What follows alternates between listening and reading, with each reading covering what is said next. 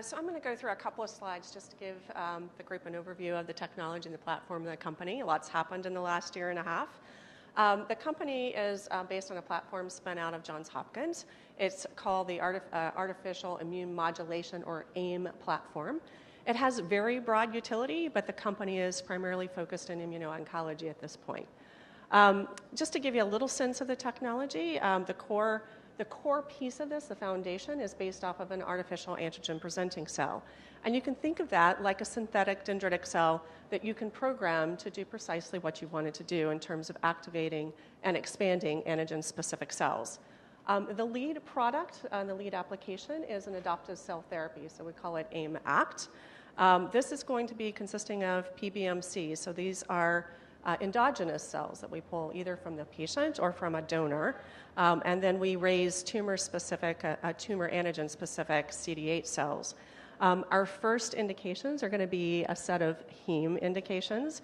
I think this is a really good place for a basic proof of concept since there's so much data right now in the field in terms of the heme indications. I thought it would be important just to note we've really excited as a company over the last couple of months to have phenomenal partnerships and great insight from a number of key players in the field. And so I've just listed a couple here who are really going to lead different components of the program.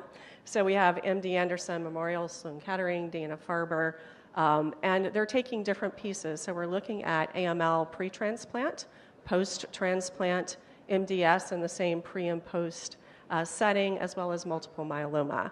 We're also looking at a couple of investigator-sponsored studies that you see one noted here. All of the above is going to basically be driving a whole series of IND filings by the end of this year, so the company will be quite busy. And there's a very strong IP portfolio that covers the program and the technology, both the artificial antigen presenting cell, its uses, as well as the expansion system that we're using for the cell therapy to start. I thought I'd take a moment just to explain a little bit behind the technology. So again, we're very early stage. We're just about to enter phase 1. But this is just a really nice cartoon of the artificial antigen presenting cell itself. So it starts with a core material. So that is either some iron material or it is a safe injectable material like a PLGA PEG. And then conjugated to that is your very classic signal 1 and signal 2. So signal 1 is really designed to present the antigen, or the relevant disease-relevant antigen, and the signal 2 is designed to give the instructions to the cell that you're targeting, in this case the T cell, on whether to activate, expand, or suppress and potentially be killed. Since this is HLA restricted, we're starting with the most common HLA, but we already have constructs in order to expand the HLA field to cover 95% of the patients as we move forward into later stage studies. So I just thought I'd use this as a nice kind of illustration and stopping point. The artificial antigen presenting cell is a nanotechnology, so it is very small scale. It's been optimized for size and a number of the core attributes of this AAPC, and it's programmed to deliver highly specific and polarizing effects, targeting the T cell receptor. So in this case, we're targeting CD8 cells.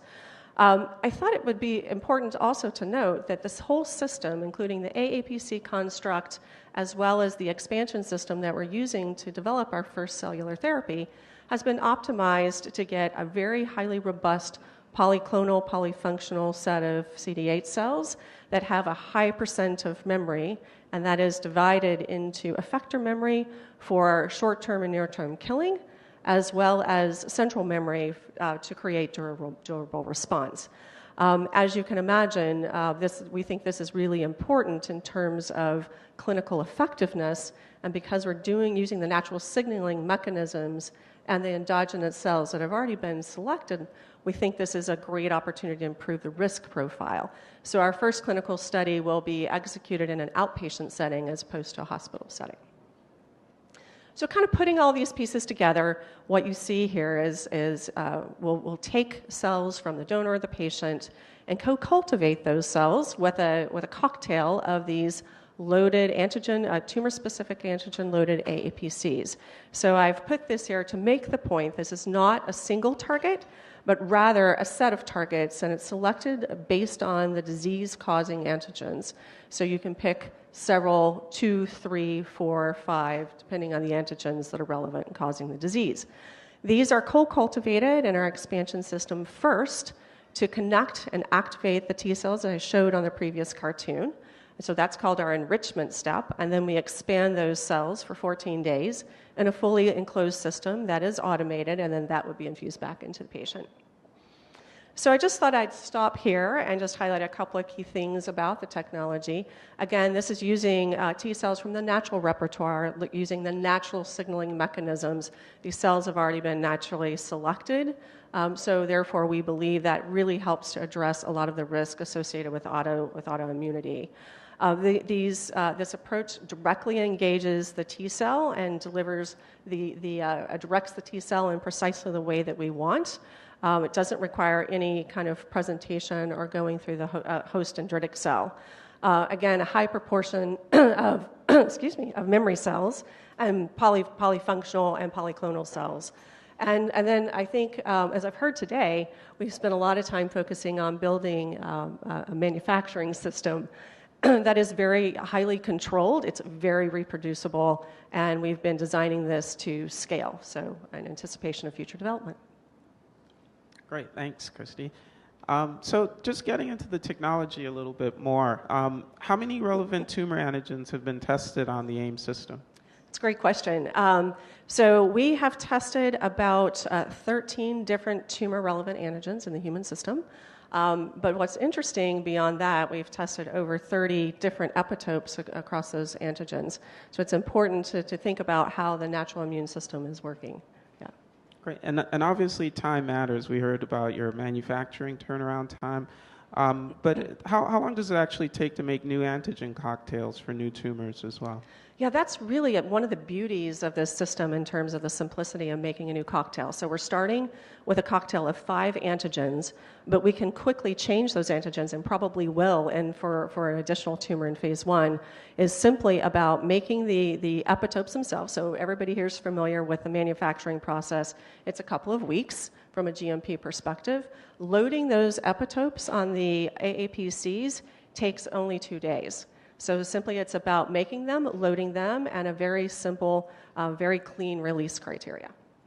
And then consistency matters for complex products. So how consistent is your process? Yeah. That's a really great question. So we've focused a lot on control and consistency. As everyone in here knows, when you're starting with patients or even with donors, there's a high degree of variability, but you want your process to be very consistent. So I just want to say thank you for those of you who have been helping us learn along the way. We spent a lot of time in building out this consistency, and right now we're achieving 100% of our release criteria, but we set a pretty high bar from those who are kind of ahead of us, and I think we're really excited to continue that. And what about the flexibility of your platform for neoantigen delivery? Yeah, we get a lot of questions about that. It's exactly the same application. So if a neoantigen, so if a tumor has been profiled and has been genetically profiled and the drivers have been identified, it's actually not difficult to manufacture and then load those antigens on these same AAPCs. So I think that we have a lot to do before we can start down that path, but we're very interested in staying very engaged in the field so that when we're ready with our phase 1 data, that we can move quickly into that field. Great. And then with an upcoming phase 1 study, could you talk a little bit more about design? Will it be done inpatient or outpatient, and what are the implications of each?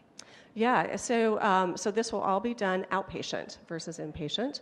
We had a really good conversation with the FDA about how we were planning to do that study. All of these patients will be moved to an MRD, so whether that requires some additional treatment or conditioning is still being determined by our lead sites, but we feel really confident that we can both manufacture in time while that conditioning and or treatment is happening, and then back to the patient for immediate infusion. Great. And then the last one for me, and I'll open it up to the room for one question. From your perspective as COO of NexImmune, what are investors missing about your story about the valuation case, sources of upside? Yeah. I think it's because there's so much to understand about the technology.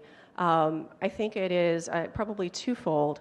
One is this multi-antigen approach. So I've been in the field for a long time. We mostly think about single targets. That's kind of how we've been hardwired.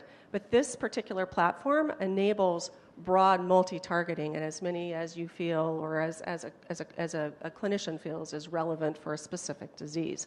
And I think sometimes that gets missed, along with the simplicity of drug evolution, right? You don't have to start and make a new drug. You're simply loading the epitopes to create a new path. So I think that's probably one key thing that has been missed in the field. Great. Any questions in the room?